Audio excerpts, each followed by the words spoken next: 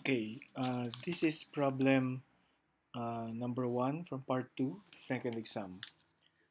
Ang problem dito is that merong puck na umiikot on this table and there's no friction. And then this puck is connected to a mass through this spring. Okay, ang idea is habang umiikot ito, hindi gumagalaw yung mass na ito. So as long as this is moving, this object here does not move. Okay?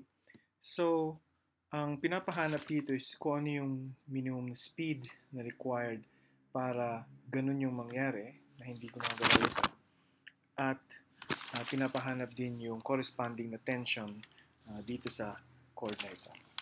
Now, ang una natin gagawin dito is to identify yung given quantities. First, we have this mass M, which is actually given. Okay, it's equal to M.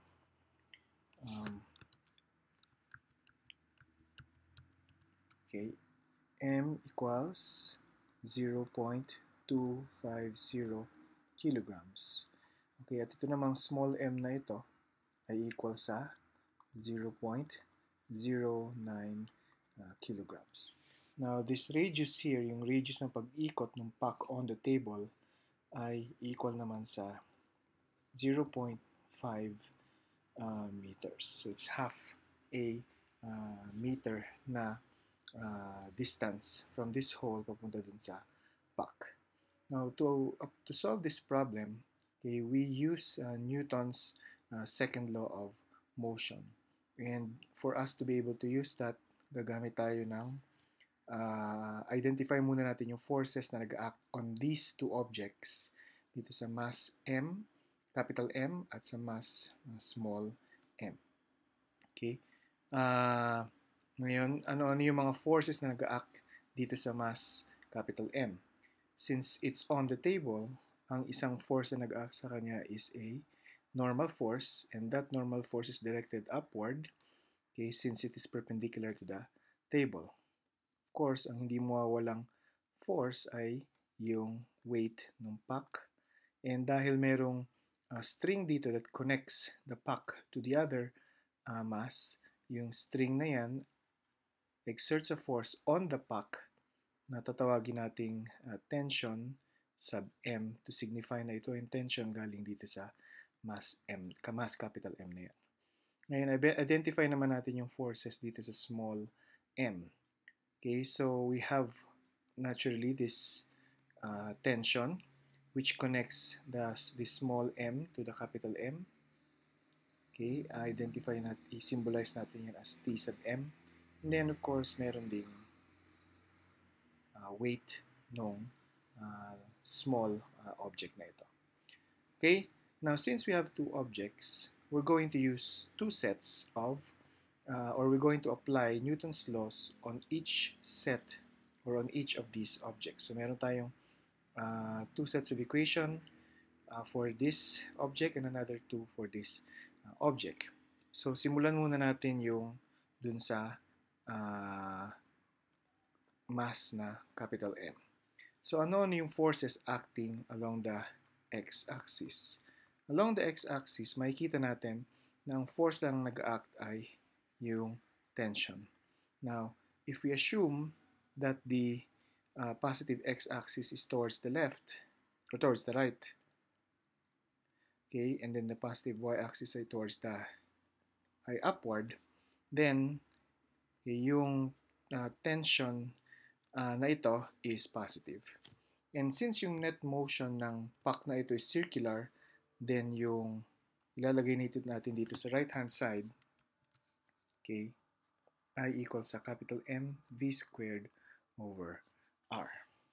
Now yung forces along the y-axis ay equal sa normal force minus mg. Normal force kasi pataas yung direction niya, and itong weight na ito ay pababa, so kaya negative yung sign dito.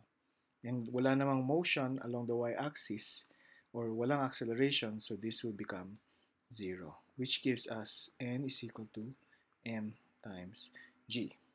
Now, on the small mass m, okay, meron naman tayong dalawang sets of equations din. Along the x-axis, since walang forces along the x-axis, yan ay equal to 0.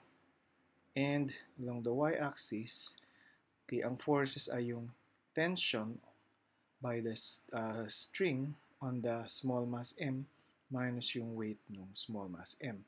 And ang idea nga is hindi gumagalaw ito. Okay? So ibig sabihin yung acceleration nito ay 0. Which gives us t sub m equals mg.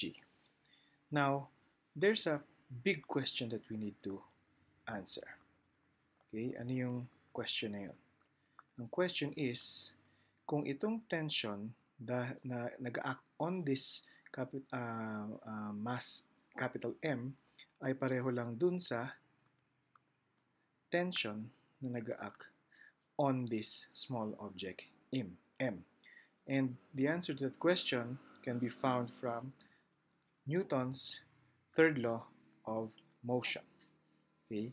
Sinasabi sa third law of motion is that if this object exerts a force on this object through this tension, okay, then this object also exerts an equal amount of force but in the opposite direction. Which means na yung tension na ito at yung tension na ito ay equal lang sa isa't isa. Which also means na this equation ay pareho lang sa equation na ito. So now, we can write capital M V squared over R ay equals to small mg. Okay, and rewriting that equation to solve for V, we get the square root of small m over capital M times G times R, and plugging in these known quantities, okay, and of course yung acceleration due to gravity, we get 3.5 meters per second. 3.6 meters per second, or 67. Okay, now to solve for tension, we can use either this equation or this equation. Since both of them are equal, pwede kahit alin dyan. So it's simpler, of course, to use this equation. Okay, we just use this 0.09 kilograms and then multiply natin sa 9.8 to get 2.5 newtons. Okay, so now we have these two answers. Yung velocity needed, okay, para ma-maintain yung velocity needed para sa pag-ikot nito to maintain yung level nito is 3.6 or 3.67 meters per second. And yung corresponding na tension habang umiikot yan ay 2.5 newtons.